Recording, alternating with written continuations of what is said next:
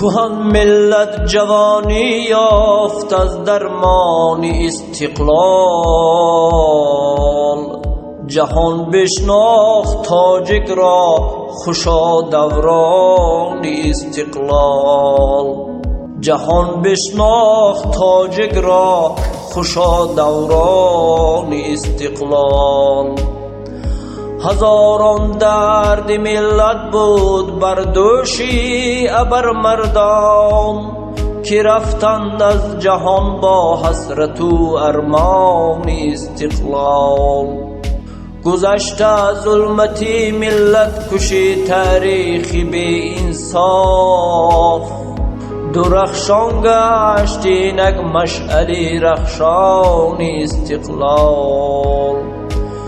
درخشان گشت اینک مشعلی رخشان استقلال.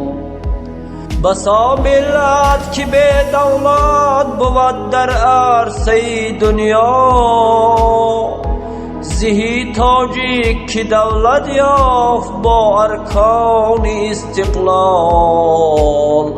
زهی تاجیک که دولت یافت با ارکان استقلال. زمین برهای عالم لفظ تاجیکی تنین انداخت، پرافشان پرچمی ما گشت چون پیمان استقلال. پرافشان پرچمی ما گشت چون پیمان استقلال. دیگر از امر این و آن رها شد گردنی ملت، فرازد تا به گردنها از این امکان استقلال. فرازد تا به گردنها از این امکان استقلال. به پنداری همه گنجیده است افکار آزادی، همه گفتار و کردار است با فرمان استقلال. همه گفتار و کردار است با فرمان استقلال.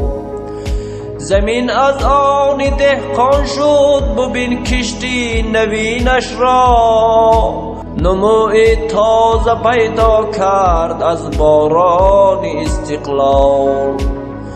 نبیند رنج خار و خس، نچیند تاور و ناکس. ابد باشد شکوفان لاله خندان استقلال. ابد باشد شکوفان لاله خندان استقلال. روان شد کاروانی بختی ما با ساربانی خود، زهی ای پیشوا امام علی رحمان استقلال.